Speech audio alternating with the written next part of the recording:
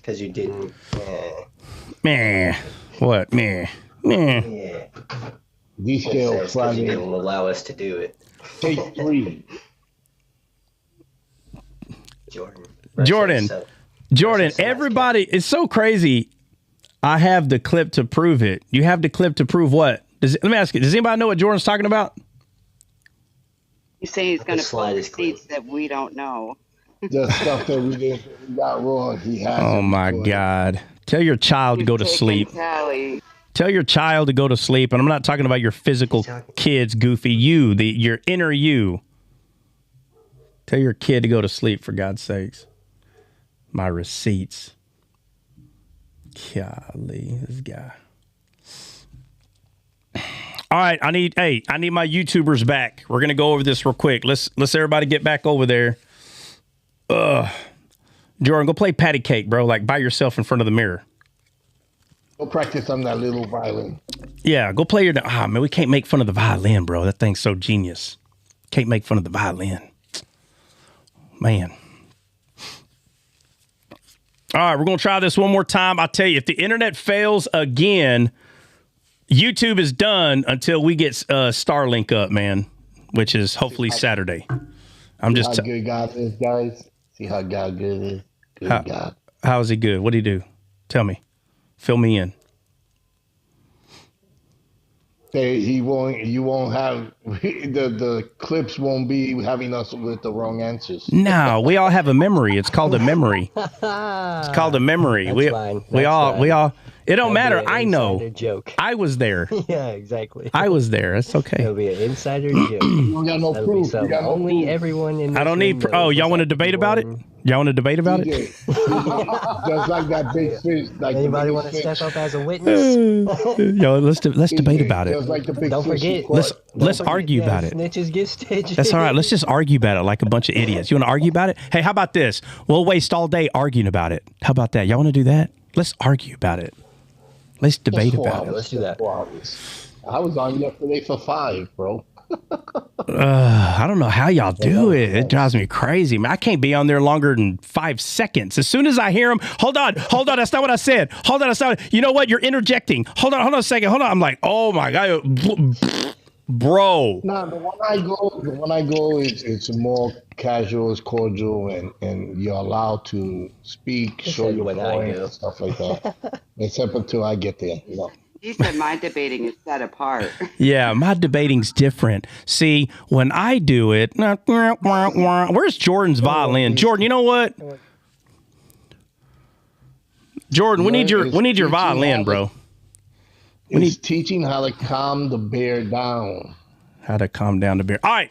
All right, guys, look, we're going over 2 Samuel 20 and 21. And we are going to go straight to 2 main jugulars in 20. So 2 Samuel 20, verse 1, where it talks about that it says, and there happened to be there a man of Belial, whose name was Sheba, the son of Beriki, a Benjamite. He blew a trumpet and said, we have no part in David, neither have we inheritance of in the son of Jesse. Every man to his tents, O Israel. The funny thing is, this guy blows a trumpet, okay? And if you don't know a whole lot about trumpets, go study them, right? You have a trumpet blast. We know that God's voice sounded like a trumpet to some people. And then we have trumpets throughout the entire Bible. Here, this man's blowing a trumpet, but he's not giving good news. He's giving a bad news, okay? The good news is that we, believers, do have inheritance by or through the rod of Jesse, right? That's what Isaiah tells us, that there will come a rod from the stem of Jesse. It's talking about Jesus. Here, this man blows a trumpet, says, we don't have any inheritance to the son of Jesse, talking about David. Well, that's nothing more than a person today saying that they are still in the flesh, they are not born again, and they refuse their inheritance. They will be hated by God just like Esau was. He refused his inheritance. Jacob took it. Same thing. Okay, that's one thing to point out there. Another thing to point out is where it talks about let's see. 17. No, my bad. Y'all help me out. Where is it? 8 Oh, hold 19. on. No, I went too far. My bad. I went too far. Yeah, no, it's in by the beard. Okay, 8. So this is 2 Samuel 8. It says, and when they were when they were at the great stone which is in Gibeon, Amasa went before them, and Joab's garment that he had put on was girded unto him, and upon it a girdle, which a sword fastened upon his loins in the sheath thereof, and as he went forth, it fell out. And Joab said unto Amasa, art thou in health, my brother? And Joab took Amasa by the beard with his right hand to kiss him. So again, the Bible explains that the right hand of God is his righteousness and his left hand is his judgment. So he grabs him by the beard to kiss him, using his right hand to kiss him, right? Showing the love, grace, and mercy of God. That's exactly what he did with his right hand by grabbing his beard. But because this man is not representing someone that is co-heirs, he doesn't have inheritance in the kingdom, the sword that was in the left hand, which is God's judgment, thrusted into his belly, just like it did Eglon, right? That'd be Ehud and Eglon, just like we see referring to the belly here, Paul say, for their belly is their God. You have Judas, talks about him hanging himself. It even talks about his bowels coming out. It's always these people that are not representing God, that they're having issues with bowels all the time. But the reason is because they didn't gird their loins. So if you're not girding your loins, you lose your loins, okay? Which is something that's profound in the Bible. Let me see. All right, Alex, you still there? Yep. All right, what did you read last? I think it was verse 8 or 9 or 10. 9. Go ahead. 9 and 10 that we were Go ahead talking. and yeah. So I know you read 10 because it says he took no heed of the sword that was in Joab's hand, and he smote him therein in the fifth rib, and his bowels came out to the ground, and struck him not again. Struck him not again is just it's okay. Physically, it's just saying that it was a death blow. He didn't have to strike him again, right? And referring to the spirit doesn't have to go in and out of you, and like you just keep becoming like more unalive physically because the spirit is going in and out. It's only got to go in you one time, and that's the power of God, right? It unalives the flesh and these things. So go ahead and start reading at 11. How far are you reading anyway? To 13? 13. Yeah, go ahead and read 11 through 13, and then Nina can pick up. Yes, sir. And one of Joab's men stood by him and said, he that favoureth Joab, and he that is for David, let him go after Joab. And Amasa wallowed in blood in the midst of the highway. And when the man saw that all the people stood still, he removed Amasa out of the highway into the field, and cast a cloth upon him. When he saw that every one that came by him stood still. When he was removed out of the highway, all the people went after Joab to pursue after Sheba, the son of Bichri. All right, Nina, hit it. Right? And he went through all the tribes of Israel unto Abel and to Beth Maacah and all the Berites, and they were gathered together and went also after him. And they came and besieged him in Abel of Beth Maacah, and they cast up a bank against the city, and it stood in the trench, and all the people that were with Joab battered the wall to throw it down. Then cried a wise woman out of the city, Hear, hear, say I pray you, unto Joab, Come hither, come near hither, that I may speak with thee. And when he was come near unto her, the woman said, Art thou Joab? And he said, I am he. Then she said unto him, Hear the words of thine handmaid. And he answered, I do hear. Then she spake, saying, They were wont to speak in old. Unknown caller. And so they ended the matter. I am one of them that are peaceable and faithful in Israel. Thou seekest to destroy a city and a mother in Israel. Why wilt thou swallow up the inheritance of the Lord? And Joab answered, and said, Far be it from me that I should swallow up to or destroy. The matter is not so, but a man of Mount Ephraim, Sheba, the son of Bichri, by name, hath lifted up his hand against the king, even against David. Deliver him only, and I will depart from the city. And the woman said unto Joab, Behold, his head shall be thrown to thee over the wall. Then the woman went unto all the people in her wisdom, and they cut off the head of Sheba and the son of Bichri, and cast it out to Joab. And he blew a trumpet, and they retired from the city, every man to his tent. And Joab returned to Jerusalem unto the king. Now Joab was over all the hosts of Israel, and Benaniah the son of Jehoiada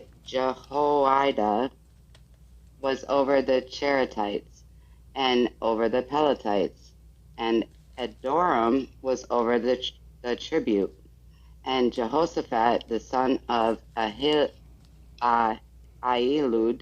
was recorder, and Sheva was scribe, and Zadok and Abiathar were priests, and Ira also the Jerarite was a chief ruler over David. Selah. All right, so going back to verse 15, right? So who is it that's chasing who here? Who's pursuing Sheba?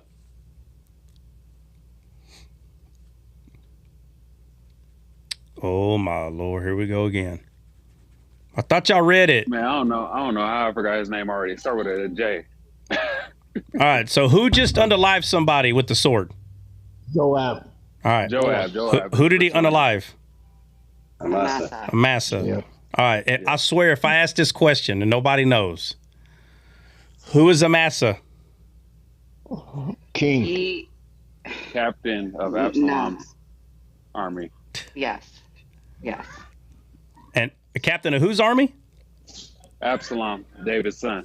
Is Absalom alive right now? No. No. He's captain over David's army, Judah. Oh, my Because- Lord. I got 3 different answers. So which one's right? Who is Amassa? Okay, so when Absalom was alive, Amassa was captain over his army. Okay. which was- Okay. So hold on a second. So if Absalom is not alive, why are we talking about Absalom? Who is Amassa? He is captain over Judah, David's army. The reason I'm up is because Absalom set him as captain instead of. All right. Joab. Breezy, you're cutting in and out. Say that again. I said the reason that I brought him up is because Absalom set him as captain over it instead of Joab. Okay, so, all right, let's not confuse the waters here, okay? Absalom's dead. I'm asking, who is Amassa? Who is he? The captain of David's. Okay, so he's on David's side or not? Yes. No. It's not. What do you mean, no? Same thing. It's same thing's happening. Y'all still don't know who Amassa is. Y'all are killing me. I told y'all, go read it. I need to know who this man is. I know who he is. But the reason why I'm asking is because when I first started reading over this, I kept getting confused who the heck this guy was. So if I was getting confused, some people's going to get confused. But if you read it over and over and over, it'll click like, oh, okay, I see what's going on. So nobody knows what's going on? He's David's captain, and he was sent to gather the mighty men. Okay. Amassa is David's captain. So Joab killed David's man? The way I see it, Joab, he saw that Amasa was not fit to be captain. I see that's the reason why he unalived him. So can anybody tell me why did Joab unalive Amasa? Why? If he's David's captain, why did he unalive him? He was jealous. That's why I brought up Absalom, because Absalom put him in the place where Joab rightfully was supposed to be. Absalom is not the name to be bringing up. No. Oh, man. We got to go back to 15. You gotta. Amasa is not David. Amasa has nothing to do with David. Amasa was sent to get the men, and Joab, and he took long. Okay, Alex, what's going on with Amasa? Right, so the king told Amasa to assemble men, and then David said to Abishai, he didn't tell Amasa, he told Abishai. Do what now? I don't know, there's someone called Abishai in verse 6. All right, where at? Where, verse David 6? said unto Abishai. All right, and David said to Abishai, now shall Sheba, the son of Bichri, do us more harm than Absalom. Okay, so Absalom's not in, his name is used, but Absalom has nothing to do with chapter 20. Like he's not physically there. In chapter 20, it says, take thou thy Lord's servant and pursue after him. So who's being pursued after who? Sheba All right. is being pursued. All right, so let's get to all right, hold on. Let me go back. I'm sorry. All right. So Sheba, the son of Bichri, do us more harm than Absalom. Take thou Lord's servant and pursue after him and get him fenced city before he escapes us. 7. And there went out after him Joab's men, the Cherethites, and it names all the Thites, the mighty man of the Thites. 8. When they were at a great stone, which is in Gibeon, Amasa went before Joab. Went before them. And Joab's garment, it's talking about the sword right here, fell out. 9. And Joab said to Amasa, art thou in health? So Joab unalives Amasa. Right. And I'm asking, who is Amasa? Amasa was the one that was sent to pick up gather the men to go after the one that David sent to Joab because he took too long. Okay. Assemble the men of Judah. Yeah. Okay. All right. Now show me where. Where's that at? You go in verse 4. 5. 4. 4 or 5, right. All right. So let's go to 4. 5. All right. Let's go to 4. Let's go to 4. Okay. Then said the king to Amasa. So how do we know what king this is? It's because of what he's going to tell him. Go assemble me the men of Judah within 3 days and be thou here. Yeah, but if someone doesn't know, you could tell on top on David. All right. Back to King in the prior chapter, in chapter 19, David was restored as king. So the king is David. All right. Yeah, but he's king of what? David is king of what? Judah. Okay, so who's king? All right, so who's the other king then? Israel. Okay. No, wait. You understand? There's a reason why I'm asking this. So if David is a king of part of Israel, who's the other king? I need proof. Well, in chapter 17, I don't know if you want me to bring up Absalom or not. Okay. All right. Listen. Hold on. Stop. This is the same thing that happened last. So now we can't go over it again. Hold on a second. Hold on a second. I said, go read chapters 15 through 21. There's a reason why I took you all the way back to 15. And I'm telling you, I did not tell you to read this so you can bypass the black letters on the white page and see everything spiritually. You wasted your time. That's not why I said to go do this, so you can understand the story like freaking Mary Poppins. You understand? So you can understand it like Little Mermaid. All I'm asking you is, who is Ariel? Who's her dad? What weird princess does she love? That's all I'm asking you. And you're over here throwing out with the right hand and the beard. You don't even understand the story. And you want me to break down all this spiritual stuff. And the story itself makes no... So do we have to know who these people are or not? Absolutely. Okay, so how in the heck did we take a 2-week break and nobody could tell me who Amassa is? I'm trying to. Brother. No, there's no clear answer. When I asked, everybody's like, oh, well, he's this guy.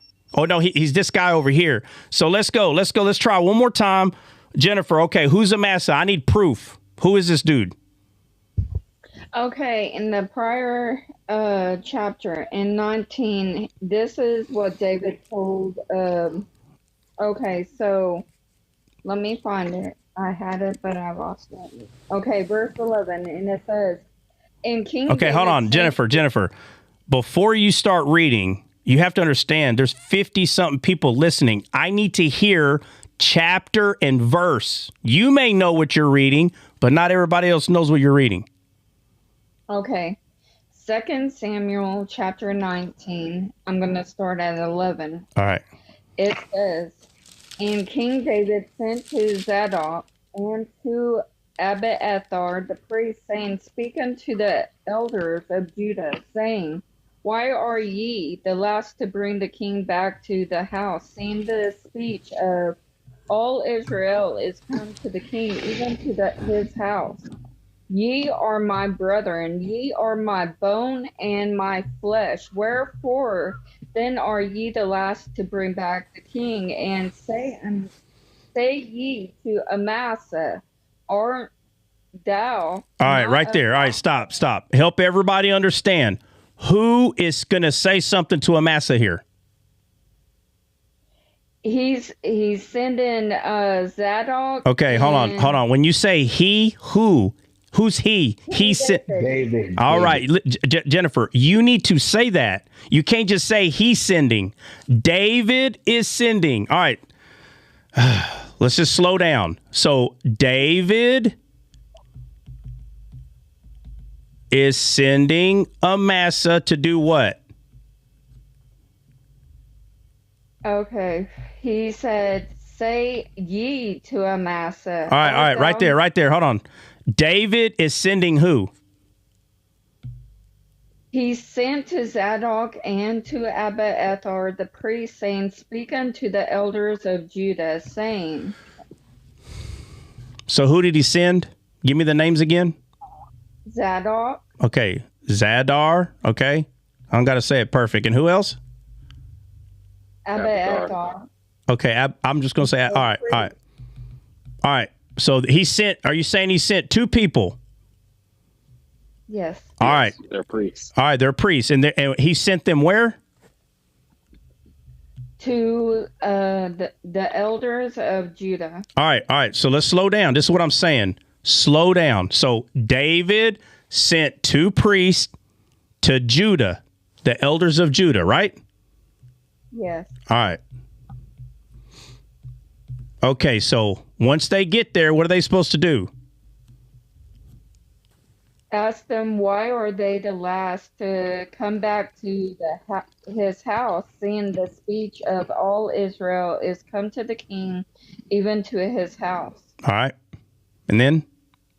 And they are his brethren. Hold on. We cannot just say they are his brethren. Who are you talking about?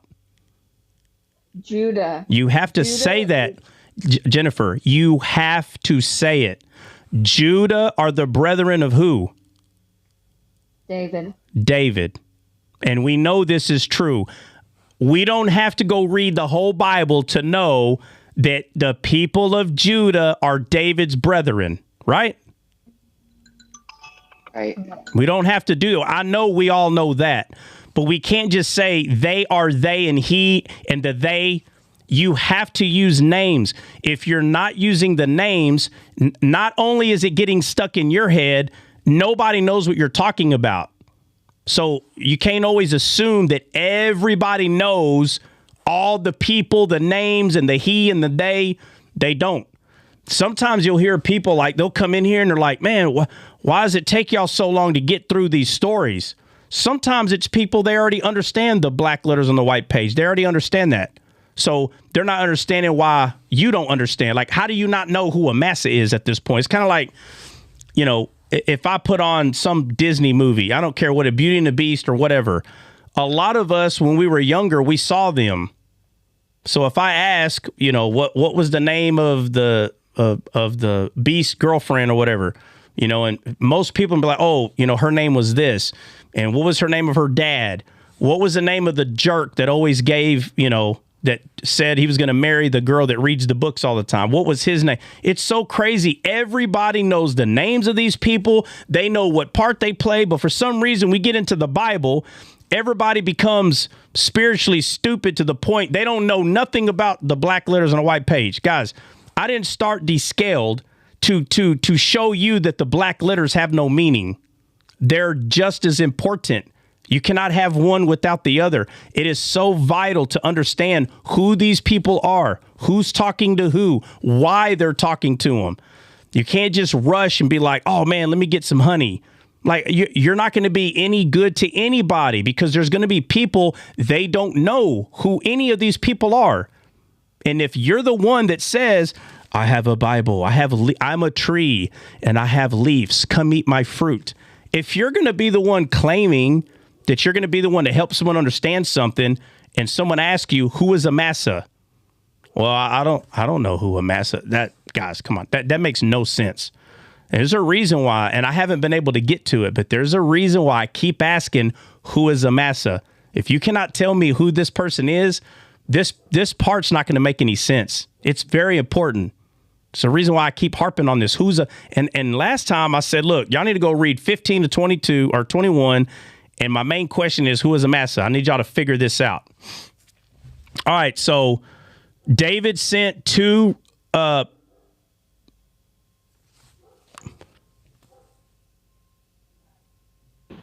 Okay, sorry, I thought I heard. So David sent two priests to the elders of Judah, and he's saying this big speech. After he says this speech, Jennifer, start from there. It's okay. You can go ahead and just read from there after the speech.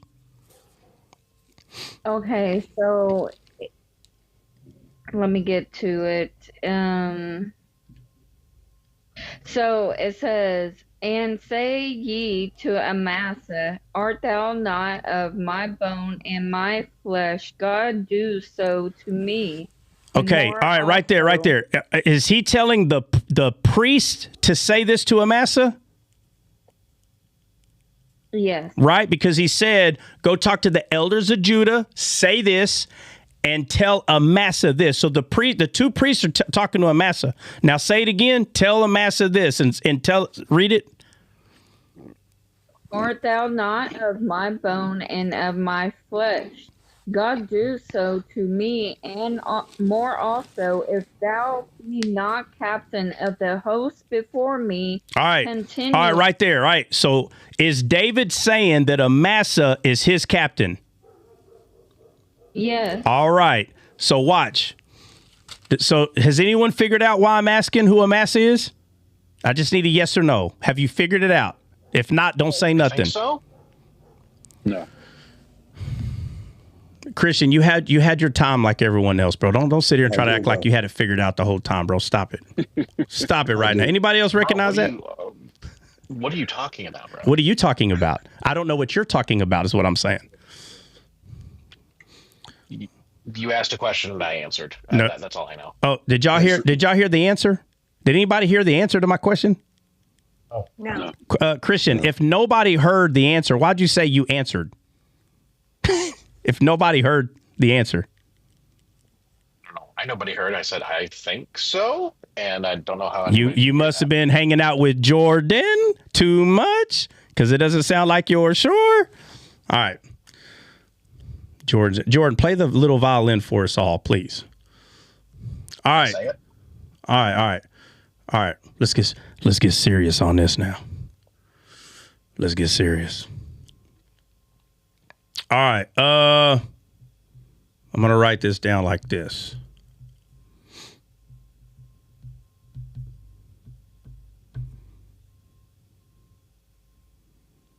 All right. So Amassa is the captain of Judah, right? Yeah.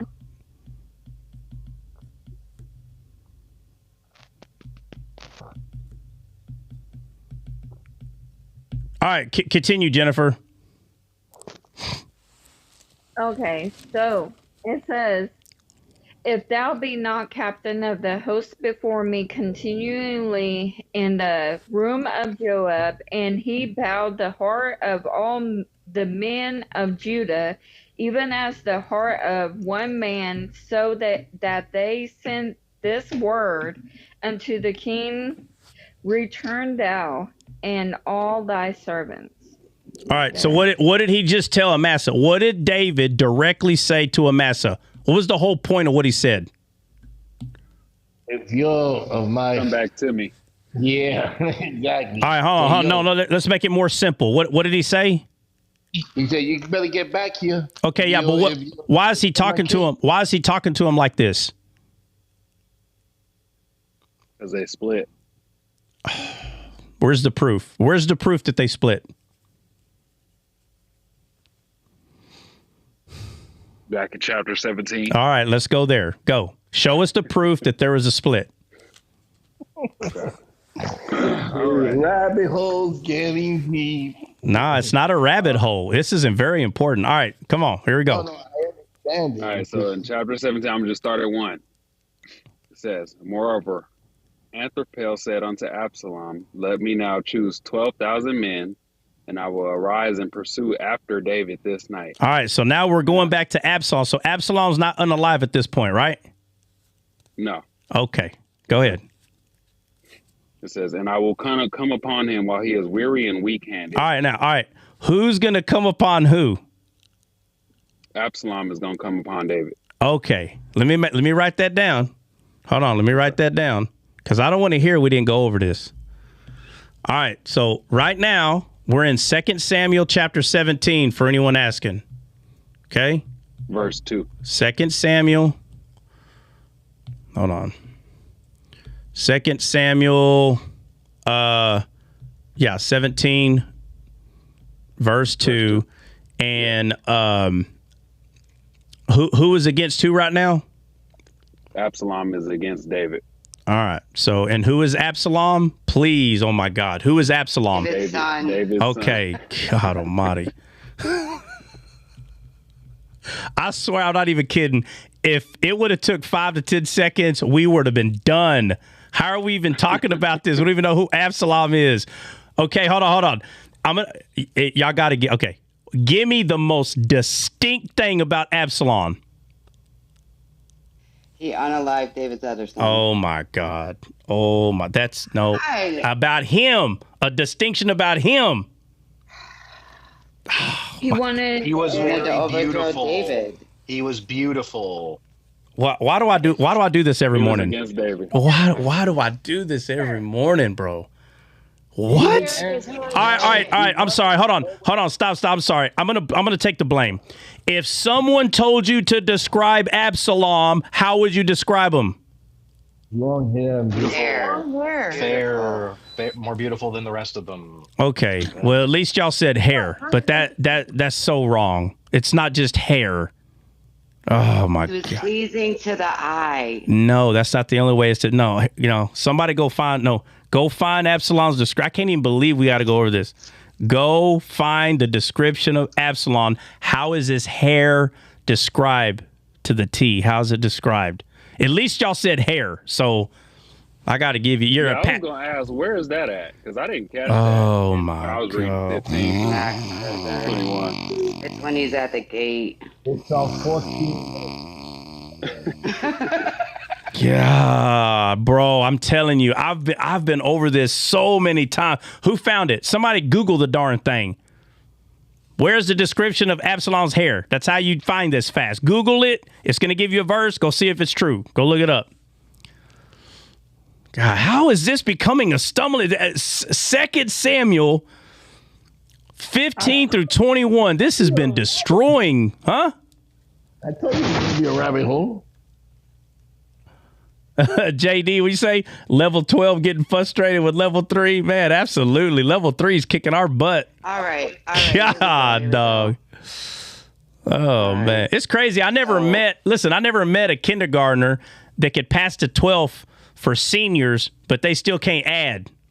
I've never seen this in my life. All right, come on. Okay, can I get it? Let's go. 14, Welcome to America. 2 Samuel 14:25. But in all Israel there was none be at so much praise as Absalom for his beauty, from the sole of his feet even to the crown of his head, where there was no blemish in him. And when he pulled his head, for it was at every year's end that he pulled it, because the hair was heavy on him. Therefore he pulled it. He weighed the hair of his head at 200 shekels after the There it king's is. weight. All right, read it again. What did it say? He weighed the hair of his head at 200 shekels after the king's weight. 200 shekels. Now, I need someone to convert that because I don't think you still picturing this dude. Somebody go find out today how much is 200 shekels. I need 3 of y'all to do it. 3. I need 3 answers. And while they're doing that, in our defense, we were told chapters 15 to 21. That's in 14. First of all, Am I lying? hold on a second. Hold on. The reason that I said start at 15 is because by now, for God's sakes, you should already know who Absalom is. By now.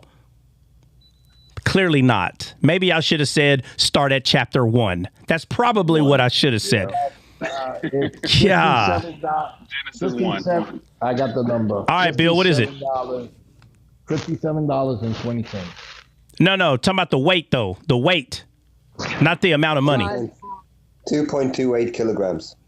No, I need it in American. I need American. 5 pounds. 5 pounds. Okay. I saw 4 ounces that are 4 ounces. Oh, my God. I saw 4 people at least put 5 pounds. Yeah, so it's basically 5 pounds. Guys, be honest. I want everybody to just think of themselves. If you went to the mirror and you cut all your hair off, would your hair weigh 5 pounds? Absolutely not. I don't think you're realizing. I don't think you're realizing what it is describing about this guy's hair. And did it not say that it's every year that he has to cut his hair or pull his hair? Yes. Who in the heck grows 5 pounds of hair in a year? Every person. Every person? 5 pounds? 5 pounds. A hybrid person.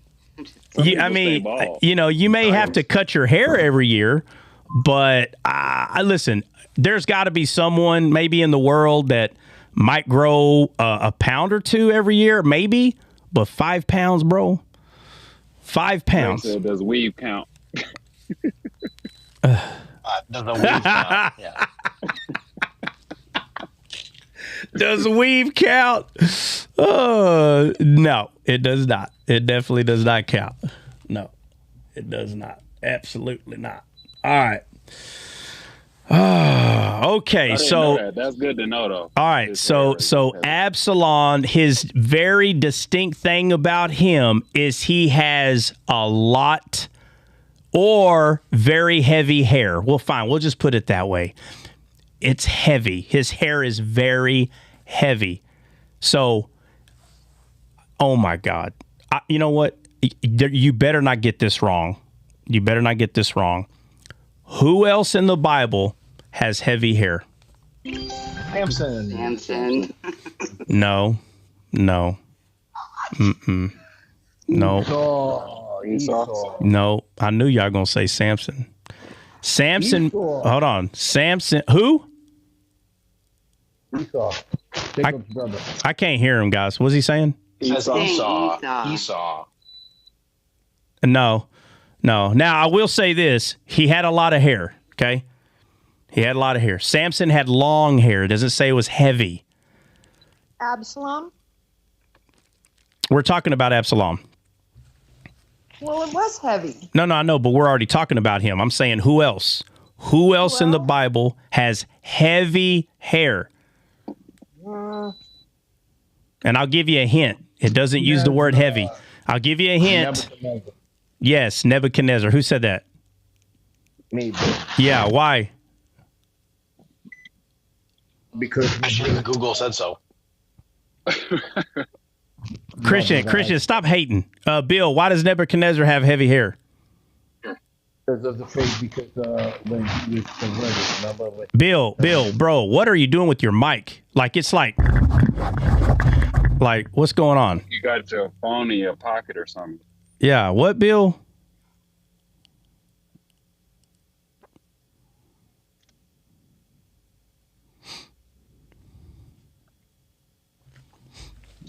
Oh, he said, hold on. You hear me now? Yeah. Go ahead. Okay. Yeah, I believe when the feathers and the stuff when he was turned into an animal. Yeah. So how does it explain? What makes you think that it'd be heavy though? Because of feathers. The feathers. Feathers are light, so that ain't the reason. That's not the reason. There's something very specific. You're right, okay, though. Let me go to it. You're right. Yeah, I gotta go to it because I know it covers, it protects from. So let me go to it. Yeah, let's go to it.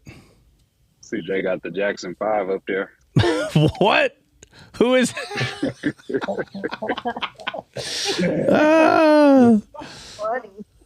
Hey, look, it's a lot of hair, but I guarantee you it don't weigh no 5 pounds.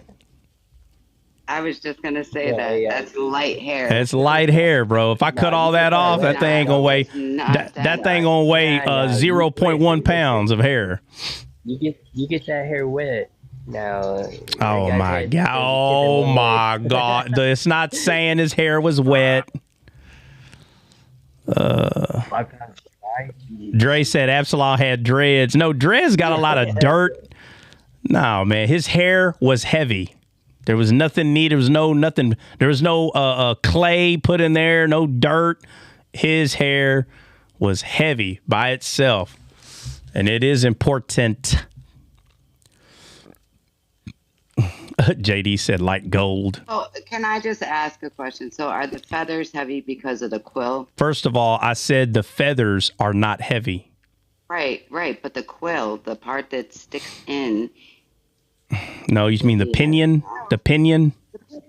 Okay. No, feathers are very light. That's why birds can fly, because they're very light. That's not what is making Nebuchadnezzar's hair heavy. It says it. Somebody find it. Hurry up so we can read the darn thing and move on.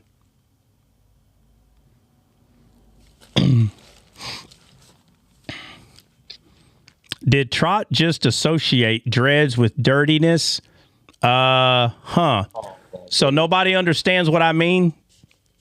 Nobody's met someone with dreads and they stink. That's what no one ever. That's never happened?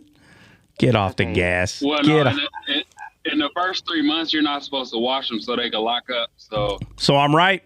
Yeah, so I'm right? Okay. All right. So Dre capping over there. Dre trying to act dumb. Man, get out of here. Hey, Dre, you want to argue about it? You want to debate? Come up here and we'll debate. You want to debate about it? Yeah, that's why he said that. You want to debate about it? Let's debate about it.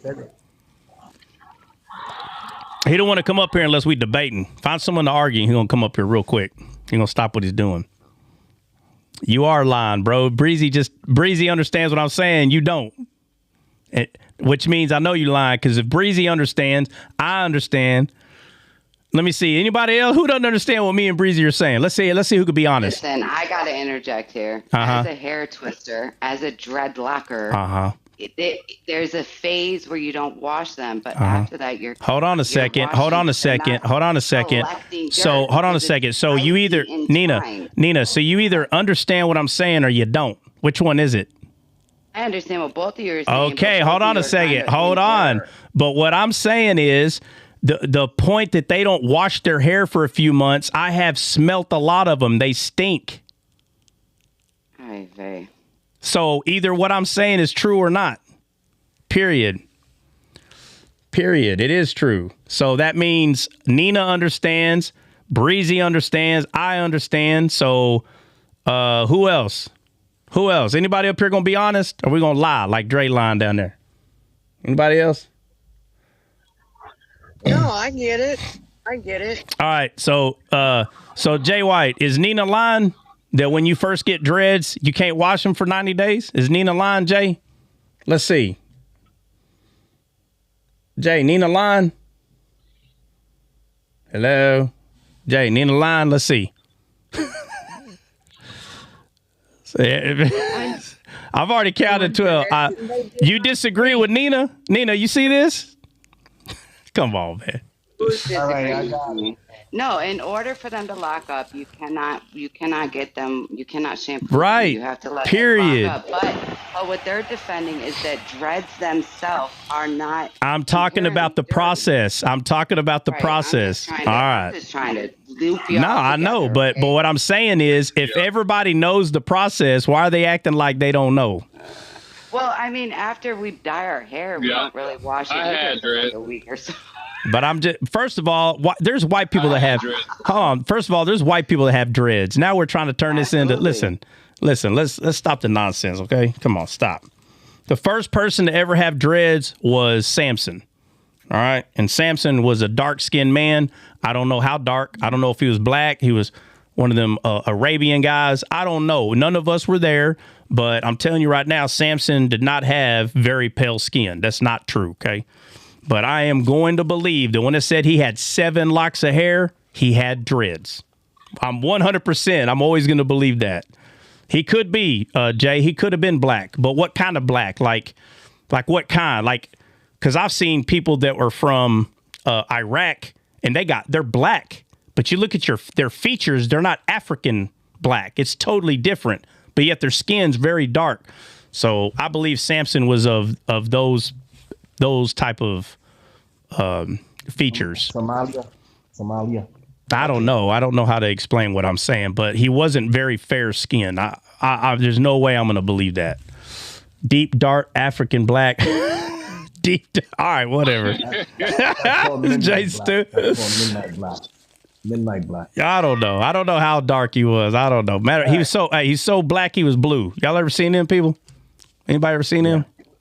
Yeah, I've also seen people that are so white they're blue. More melanated. What? So white they're blue. No. That's Alabaster. The Alabaster. My cousin, Biddy said he got a cousin like that. All right. Daniel 4, verse. All right, read it. 32. Read it. And the same hour was the thing fulfilled upon Nebuchadnezzar, and he was driven from men and did eat grass and oxen, and his body was wet with the dew of heaven till his hairs were grown like eagle's feathers. All right. His hair grew like eagle's feathers, meaning thick. Yes. His hair was thick. His hair was not feathers. It grew. It was heavy because of the dew. Well, yeah, but again, if his hair is growing like feathers, it is very thick hair, is the point I'm making. So because he has thick hair, his hair would be heavier than a normal person's. It would be heavier. Okay. All right. And on I can go with that. So the dew would make it heavy. Yeah, but that's not what I'm pointing out. I'm pointing out that his hair was not thin like ours. It was thick like eagle's feathers. It was thick. It was thick. The size of it was big like eagle's feathers. So it would naturally be heavier. Like I'm talking about the hair itself, not the fact that it had dew on it. Obviously, anybody's hair is heavy with water on it. But all right, let's go back to where we're at. Breezy, where you at, Breezy? Remember, we was 17. 17. Yeah, we were proving that Absalom and David split. So yeah, I had read verse 2, 1 and 2, just showing that he's against David. All right, who was against David? Who was against David? Absalom. All right, so Absalom. Absalom. Okay, so Absalom was against David. We know that's true. Okay, God Almighty. All right, and who is Amassa? Captain of the army. Of Absalom. Absalom made him captain. All right, so check this out. Yes. So Amassa was with Absalom. Yeah. And with Yes. David. Yes. What does Amassa's name mean?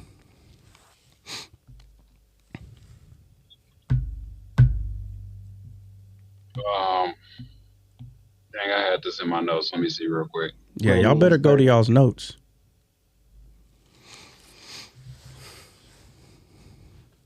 I don't need notes to know that his name means burden.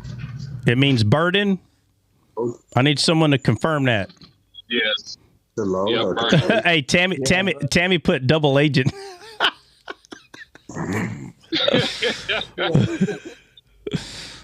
All right. Okay.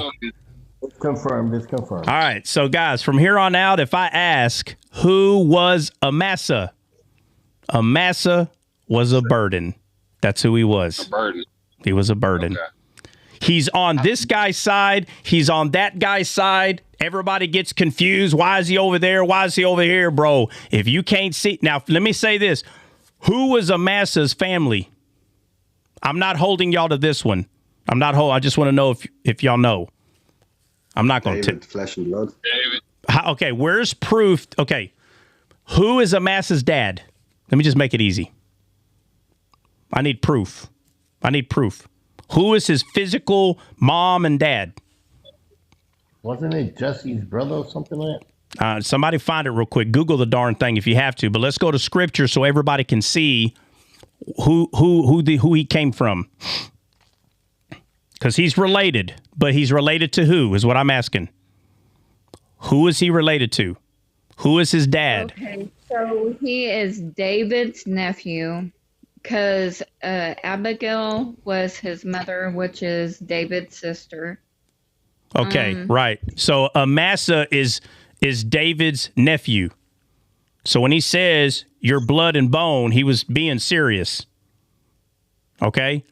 So, but he's a burden. His father was Jether. I still gotta go. Find that, I think that might be right. I don't recall, but I was trying to point out he literally was kin to David. That's really the point that I'm right. So when he said, His father was Ithra, an Israelite. It says in 1825.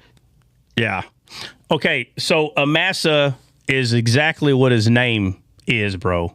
He's a burden. Okay, and basically he cannot be trusted. He's not someone that can be trusted. He was with Absalom, and Absalom got taken down.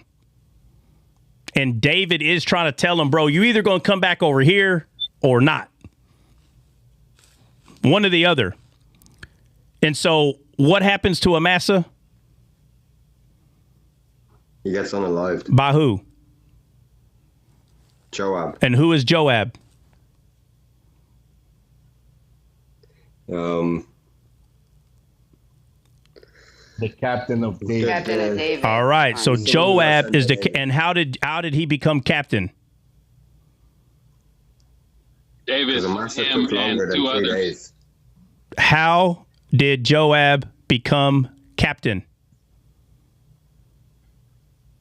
David set him as captain. How? Why? What occurred? Something happened. So when they split, and I can go to it, but when they split, David set captains into threes and three parts. He said Joab as one and two others as one over captain of certain hosts. I can go to it here. But he said Joab as one and two other men as another. No, Amasa said he would go and do something in 3 days, and he took longer than 3 days. Yeah. Yeah, remember David told the priest to go tell Amasa come back home, and David told Amasa directly to assemble the men of Judah. Yep. Remember? And bring them before this guy comes to them. She, whatever his name is, I can't even pronounce it. So then Right. he took longer than anticipated. So he sent Joab. All right. So who unalived Amasa? Joab. There is a reason that Joab is captain, and it's important to know what that is. There's a reason. What's the reason? I know I've gone over this. Huh? Joab is representing God's side. No, but there's a reason that David made Joab captain. I went over this at least 100 times. I wasn't there in those dozen times. Yeah, right. No, you were here. You've heard me go. You've heard me talk about this. Trust me, because I've said, I'm out of this. Yeah, it feels like, no, there's no way. Yeah, no, because I bring it up all the time. There's a reason why I bring it up. How was that? Jennifer, do you know where y'all at? Come on. Nobody. I'm searching. I'll just say this. I saw 2 people in the comments get it right. I'm not going to say who, though. But I've seen 2 right answers. I was David told Abishai to take the Lord's servants. I might be wrong. I have not checked it yet, but in 2 Samuel 8:16, this is when Joab led the assault at Mount Zion. Where are you at in the Bible?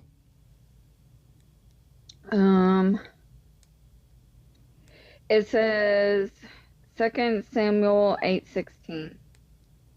2 Samuel 8:16? Yes. Okay, read it.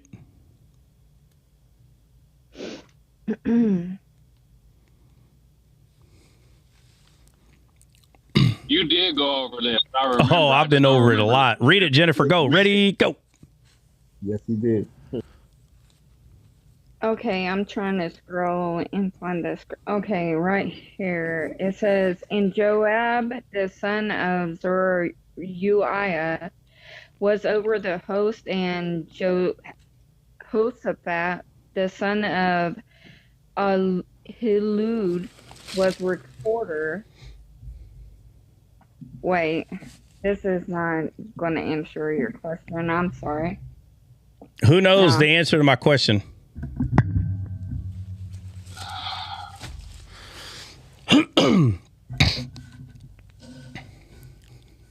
My memory is failing me, but I know Joab did something first where Amasa was playing around, basically, in my own words.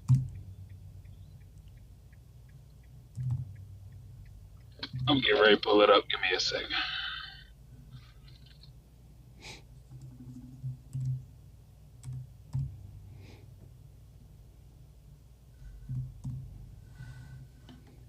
CJ, what you got, man? 2 Samuel 11. Check 2 Samuel 11.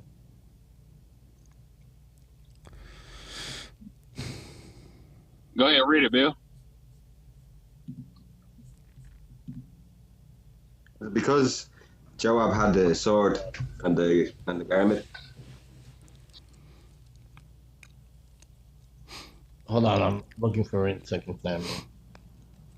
What do you, Mr. Breeze? All right, we're taking too long, guys. I've been over this a lot. Listen, David was trying to take over a certain part of Israel, right? Remember, he's king. So Absalom's already unalived. Okay, right now while I'm talking to you, but I'm saying, and David was being held back by the Jebusites. And David said, whoever takes over the Jebusites first shall be captain. And the Bible says, and Joab went up first and became captain. That's how he became captain. Because the Jebusites are representing the threshing floor. like the wine press, like that. It's representing something that's very vital. And Joab became captain. It's the stories in Chronicles, to be precise. I don't remember what chapter off the top of my head, but it's in Chronicles. All right. Okay. So, all right, where are we at now? Who's doing what? Who's reading what? Breezy. You left off. You asked the question. You said, why did David set Joab as captain? Yeah, right? So I just answered it. But where were you at? Yep. What made me ask that? Where are you at? 2 Samuel 17, what? 17. After I read 2 to prove that they had split. All right. But we were originally in 20. All right. So let's go back to where we were originally. Let's go back to 20.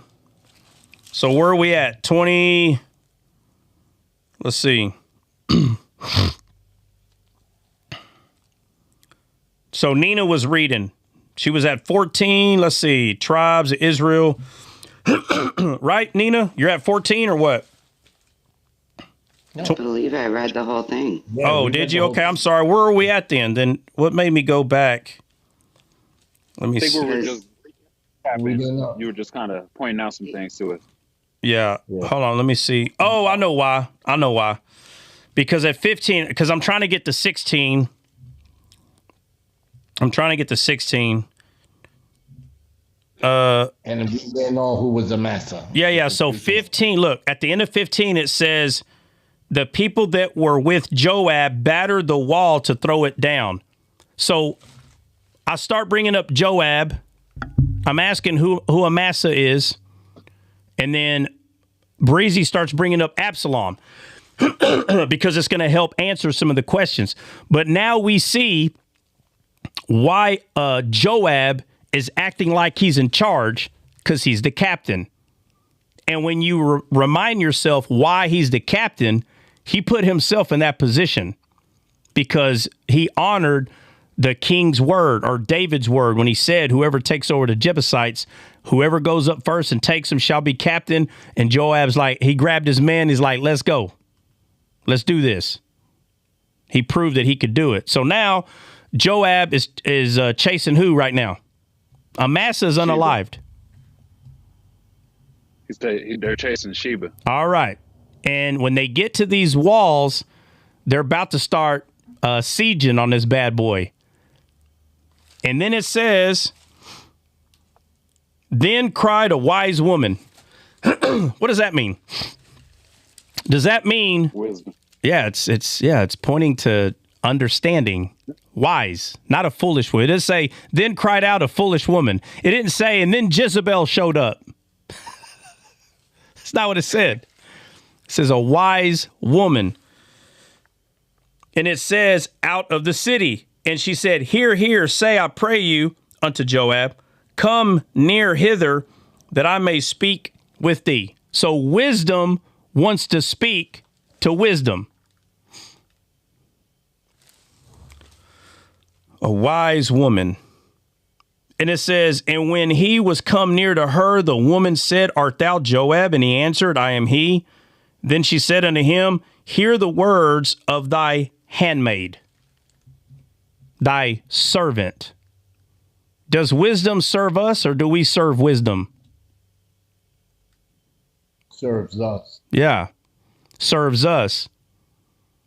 Which one's the better? The one that's getting served or the servant? Which one is better? Servant. The servant. When you start discerning, right, spirit, soul, and body,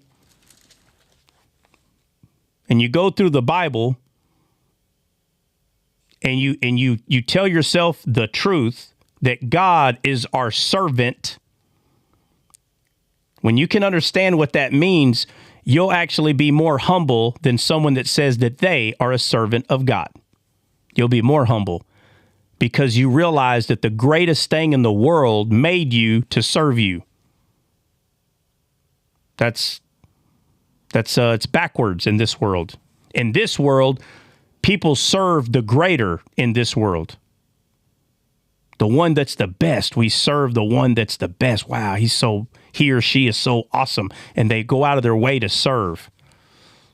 But in God's world, it's complete opposite. It's the best one, right? That's why the sergeant, after every battle, when we go eat, the lower subordinates eat before me. I don't eat.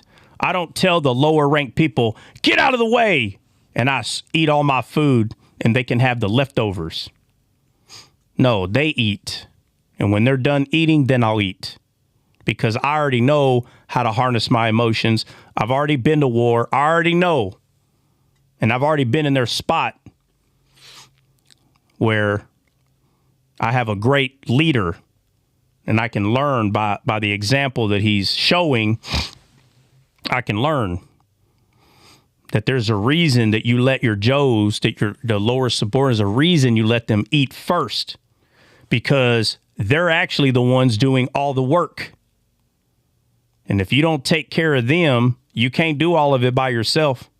It would be better for you to lack food because the majority of them is going to hold up the boat, if you understand what I'm saying. The majority. So as quick as possible, you take care of them, just like you would take care of your feet. If you don't take care of your feet, you can't walk. If you're not taking your socks off in an area outside, let's say your feet are sweating, they're cracking, and you're not taking care of them, you're not going to be able to walk. You have to take care of your hands. If you're outside working and every day your hands get scratched up, beat up, eventually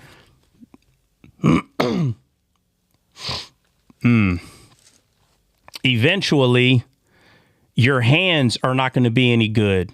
It doesn't mean you still can't use them, but now you're hurting. And because they have scabs or they have sores, if you keep using them, they will continue to get bad. They will cause you pain. There is going to be a point where you're going to have to stop using them so they can heal. But if you put gloves on them, I'm not saying you can't take the gloves off every once in a while. You do want to have some sort of light callus on your hands.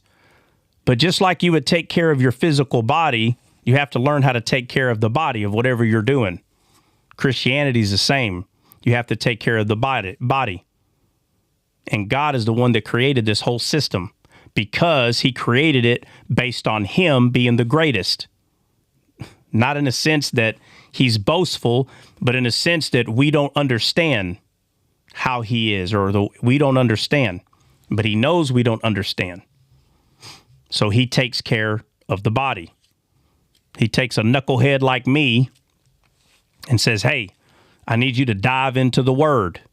And for whatever reason, that sounded like a novel idea. I was like, wow, that's the greatest idea I ever had. So I dive in there, I'm like, rrr. And then he's like, hey, now I need you to go tell them that. And I'm like, oh my God. I just thought I was having a good time. So, got to take care of the body. So when the disciples who walk with Jesus had a great idea, they heard these men casting out demons. And for some reason, these people walk with Jesus, bro. They walked around with God's image all the time. And they thought it was a good idea to forbade them to use Jesus's name. And they said, hey, you saw this guy. We forbade him to use your name because he didn't hang out with us. That sound like the Catholics, all right. 100%. You don't believe marry this, marry that, rawr, get out of here. No, we're all one body, bro. Don't do that. You need to know who's against you and who's not against you. If people are using Jesus's name to minister, if they're using Jesus's name, if they're for you because of Jesus, that's where the foundation is at. If someone doesn't have an understanding that you have, be the servant and just love them anyway. You don't forbade them and hate them and tell them that all these things. No, if you use your heart, you'll know who's who. You don't learn who's who by asking them what they think about Mary. I don't know where this idea came from. You ask them if they're saved. Have you received Christ as your Lord and Savior? Have you received the Spirit after your salvation? You ask what Paul asked. Paul didn't go around asking people, hold on, how do you see Mary? That's not what Paul didn't do that. Paul was focused on Christ and wanted to know, do you know who Christ is? If so, have you received the Spirit after you were saved? This is how you start to see where someone's at. You don't start off with freaking Mary. Doesn't make no sense. The dumbest thing I ever heard.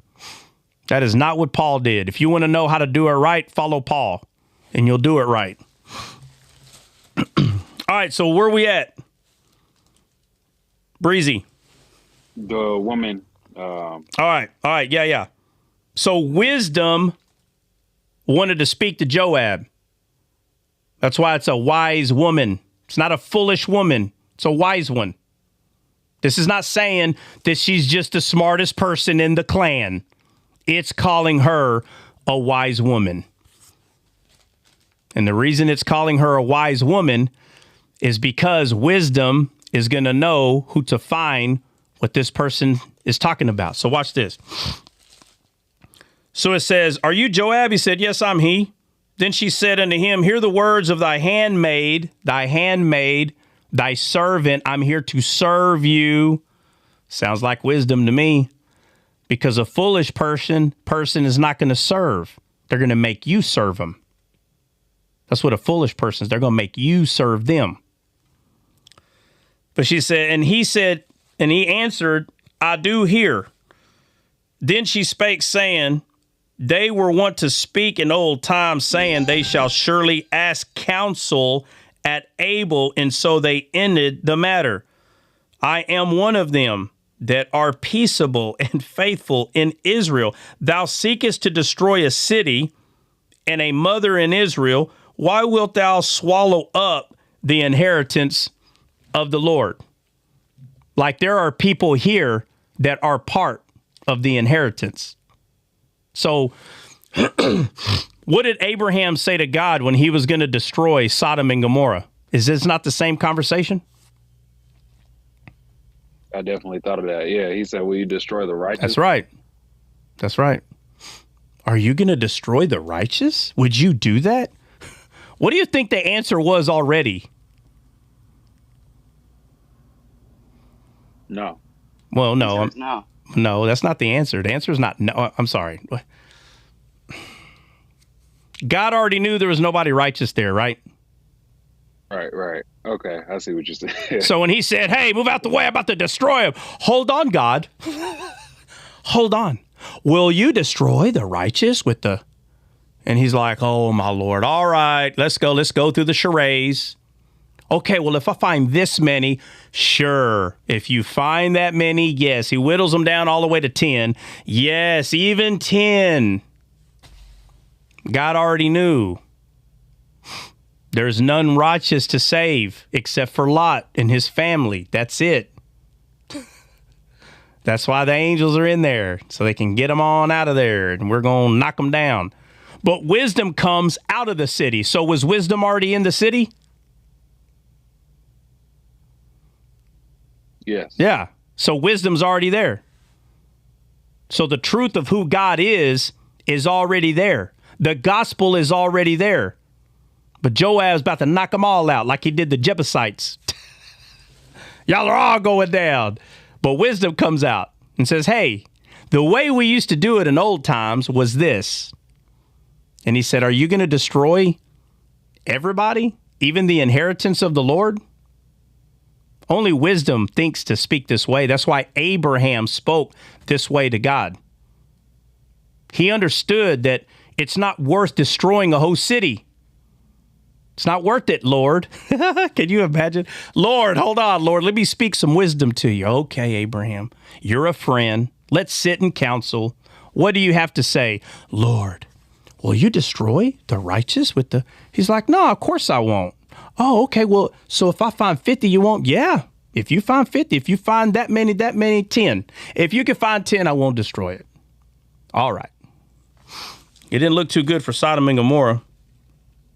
I thought it was interesting that at the beginning of this chapter, you got Sheba saying we have no part in the inheritance, and then now you got the wise woman here saying, That's right. Joab, will you destroy the inheritance? That's right. That's right. But the one that blew the trumpet, they were talking about the ones that were not on God's side. But someone who's not on God's side does not speak for everybody. They just speak for the dead. Let the dead bury the dead. So he's speaking for all the dead people. He's not speaking for the people who are alive. That he don't have that type of authority.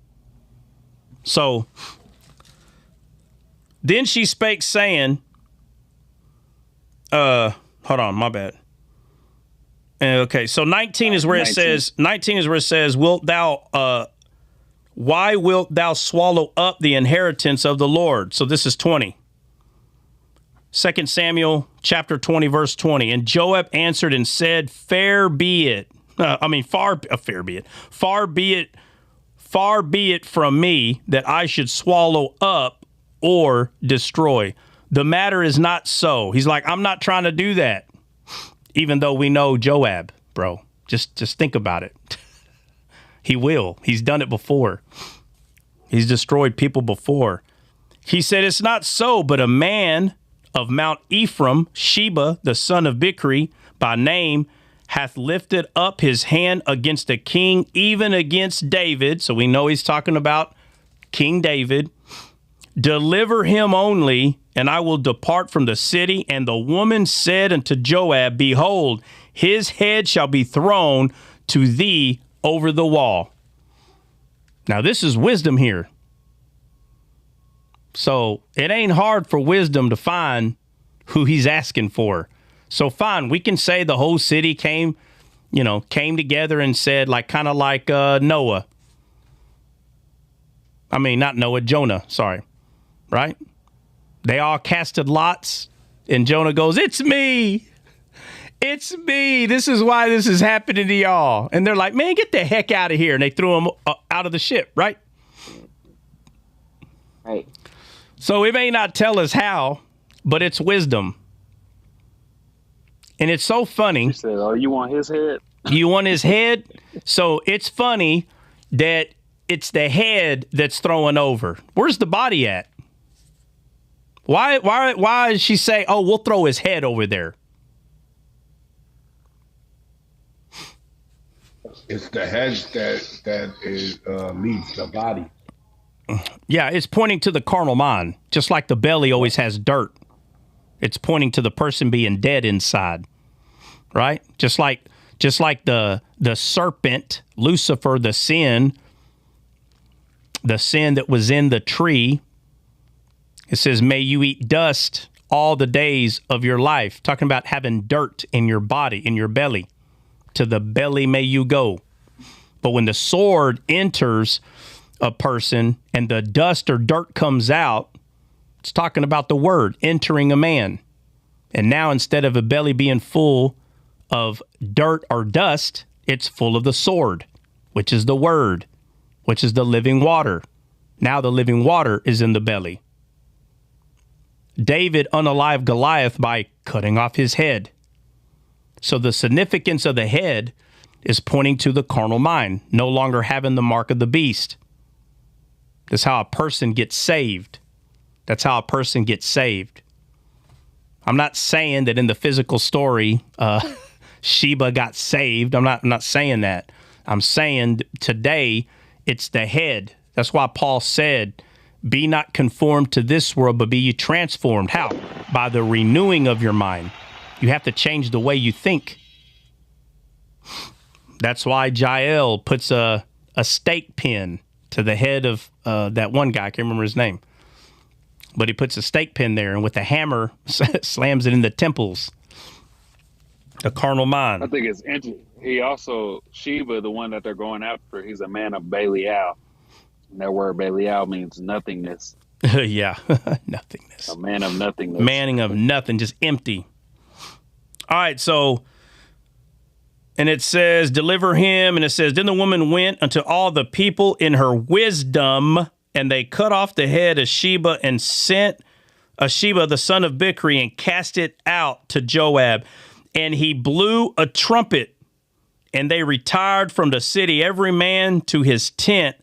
And Joab returned to Jerusalem unto the king. Now Joab was over all the host of Israel, and Benaiah, the son of Jehoiada, was over the Cherethites and over the Pelethites, and Adoram was over the tribute, and Jehoshaphat, the son of Ahilud, was recorder, and Sheva, the scribe, and Zodak and Abiathar were the priest, and Ira also, Jerite, was a chief ruler about David.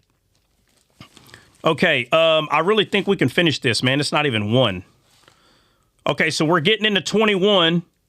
All right, so we went over a lot. I know it looks like we didn't break a lot down, but I'm telling you, we actually did break a lot down, okay?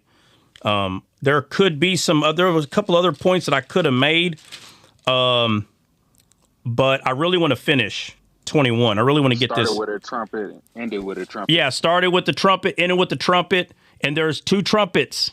There's one that is of good news, and there's one that is of bad news. One blew a trumpet and said, "We are not of the inheritance of David." And Joab, after he cuts the head off of Sheba, he blows a trumpet, which is what? Good news. It's good news that wisdom overcame, right? All right, so let's see. Jennifer and Bill. Hey, y'all still able to read 21, Jennifer and Bill? All right, so there's 22 verses, so... Unknown caller.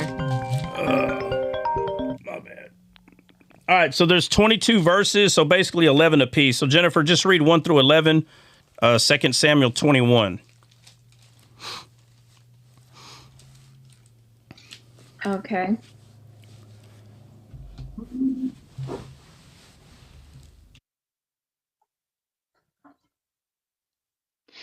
Okay, verse 1, 2 Samuel 21, it says, Then there was a famine in the days of David, 3 years, year after year, and David inquired of the Lord.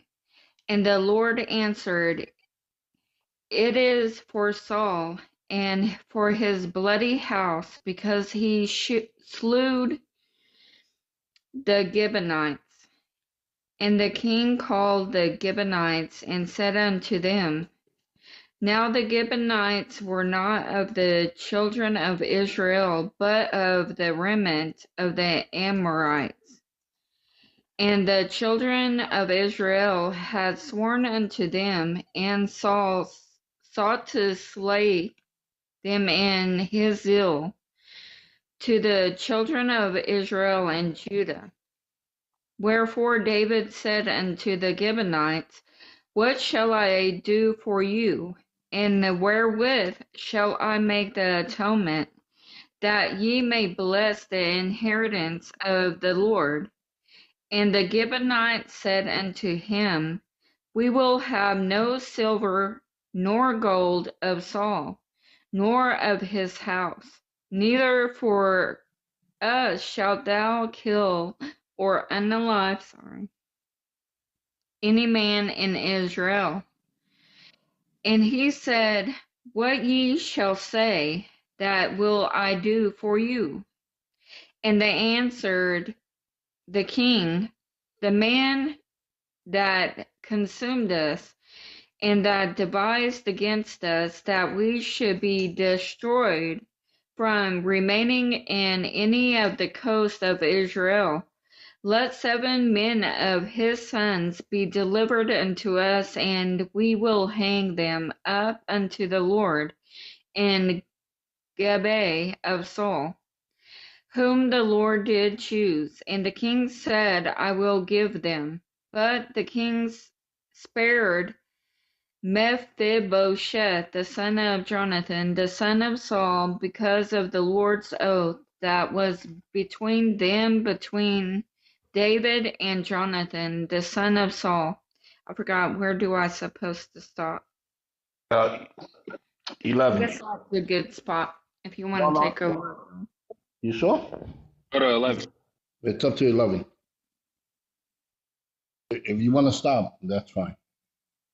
Okay, so verse 8. 8.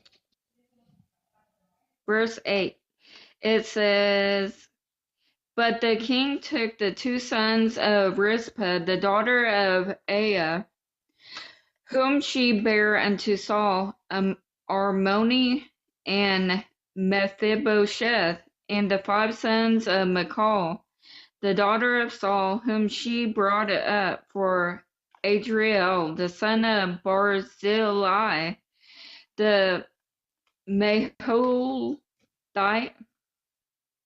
and he delivered them into the hands of the Gibeonites, and they hanged them in the hill before the Lord.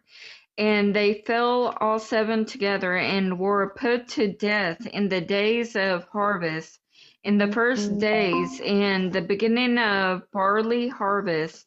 And Rizpah, the daughter of Aiah, took sackcloth and spread it for her upon the rock. From the beginning, I'm sorry, my dog is getting into something. Go ahead, Bill.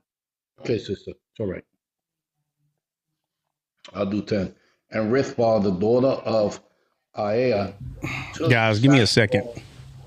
and spread and will pause. Hey, guys, go ahead and read, finish reading 22 and just kind of go over it the best that y'all can, because I do have to go outside and take care of something. Just give me a minute. Okay. All right. And let me go to 10.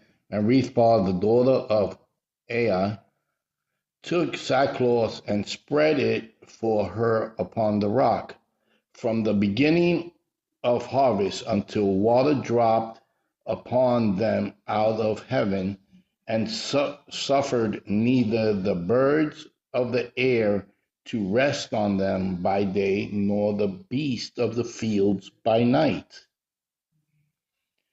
And it was told David what Rithah, the daughter of Aiah, the concubine of Saul, had done. And David went and took the bones of Saul and the bones of Jonathan, his son, from the men of Japhsah, which had stolen them from the street of Besar, where the Philistines had hanged them, when the Philistines had slain Saul and in Gilboa. And he brought up from thence the bones of Saul and the bones of Jonathan, his son. And they gathered the bones of them that were hanged, and the bones of Saul and Jonathan, his son, buried they in the country of Benjamin and Zelah. In the specular, I can't even pronounce that, guys. Anybody could help me with that word? Sepulcher. In the sepulcher, thank you, sepulcher of Kish, his father. And they performed all that the king commanded, and after that God was entreated for the land. Moreover, the Philistines had yet war again with Israel, and David went down, and his servant with him, and fought against the Philistines, and David waxed faint. And Ishabinab, which was of the sons of the giant, the weight of whose spear weighed 300 shekels of brass in weight, he, being girded with a new sword, thought to have slain David. But Abishai, the son of Zeruiah, succored him, and smote the Philistine, and killed him. Then the men of David swear unto him, saying, Thou shalt go no more out with us to battle, that thou quenchest not the light of Israel. And it came to pass after this that there was again a battle with the Philistines at Gob. Then Seberbesha,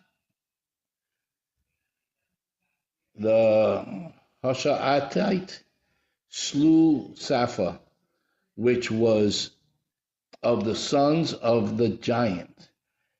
And there was again a battle in Gob with the Philistines, where Elihan, the son of Jerahmeel,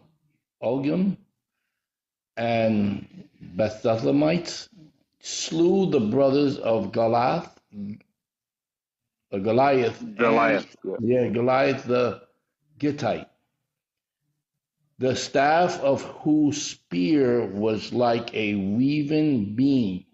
weaver's beam. And there was yet a battle in Gath, where was a man of great stature that had on every hand 6 fingers, and on every foot 6 toes, 24 in numbers. And he also was born to the giants. And when he defied Israel, Jonathan, the son of Shema, the brother of David, slew him. These 4 were born to the giants of Gath, and fell by the hands of David, and by the hand of his servants.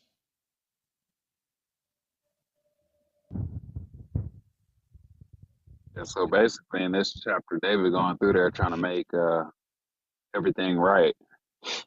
Yeah, and getting rid of all the know, giants. Well, from Goliath, his brothers. And then even remember when there was at the beginning of the chapter, when there was a famine in the land, and the Lord answered him, right, in verse 1. Yeah. It says, and the Lord answered and said, It is for Saul and for his bloody house, because he slew the Gibeonites. Mm-hmm. And if you remember, the Gibeonites back in, I think it's Joshua. I can look it up real quick. The Gibeonites tricked Israel into making it, giving them that blessing, right, or making that treaty, that covenant with them. Well, that's the ones that they were from afar. Yeah. They said, we're from afar. Give us inheritance. Mm-hmm. Let's see. I think it's in here. Hold on. Let me look. You see what he said about the sword, about it was 300 shekels, and we know 200 shekels is 5 pounds. This is a little more than 5 pounds. It's got to be like a 6 pound.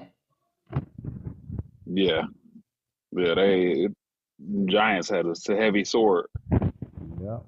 Mm-hmm. Here it is in Joshua chapter 9, 3-10 through 10. I'm gonna just read it real quick, just so for if anybody ain't read it yet and they don't understand what Saul did to the Gibeonites or what the Gibeonites did. I'm gonna read it. This to amplify it. So it says, but when the people of Gibeon, the Hivites, heard that Joshua had done to Jericho and Ai, they too acted craftily and cunningly, and set out and took along provisions, but took worn out sacks on their donkeys, and wineskins, leather bottles that were worn out and split open and patched together, and worn out and patched sandals on their feet, and worn out clothes. And all their supply of food was dry and had turned to crumbs. They went to Joshua in the camp at Gilgal, and said to him and the men of Israel, We have come from a far country, so now make a covenant with us. But the men of Israel said to the Hivites, Perhaps you are living within our land. How then can we make a covenant with you? They said to Joshua, We are your servants. Then Joshua said to them, Who are you, and where do you come from? They said to him, Your servants have come from a far country that is very far away because of the fame of your Lord your God. For we have heard news about him and all the remarkable things that he did in Egypt and everything that he had did to the two kings of the Amorites who were before the Jordan, to Shinan, the king of Heshbon. Uh, right. So basically, what I'm doing is, for anybody who's lost, is I'm reading what the Gibeonites did. So what they did was they tricked Israel into giving them, that covenant, that blessing, and then we know, throughout the Bible, once you give a blessing, you can't take it back. But Saul, once he found out that they tricked him into giving them that covenant, Saul tried to basically unalive them because he found out that they tricked him, right? But we know, I mean, you see this all throughout the Bible. Once you make a promise or a covenant or something like that, you can't go back on your word. You see what I'm saying? And I think it's interesting too that the Gibeonites, they put on a different covering to trick Israel, just like uh, Jacob did with Esau to Isaac. You can see this throughout the whole Bible, which is why I don't understand why people say you could lose your salvation. But I digress. um. Anyways, because we put on Christ and we get the blessing. You know what I'm saying? But yeah, I'm just giving y'all context of why God is saying in verse 1 of 2 Samuel 21, he said it is for Saul and for his bloody house because he slew the Gibeonites. The Gibeonites already had that blessing from Israel, so they can't take it back. But Saul, thinking he could do whatever he wanted to do, and then tried to unalive him. So now David is trying to make that right. So he went to the Gibeonites, and he said, what can I do to make this right? And I'm just summarizing, let me know if y'all got questions or anything, or y'all want to add on. Uh, and they was like, you know what, just bring 7 of Saul's descendants. And then they hanged them in the hill during that.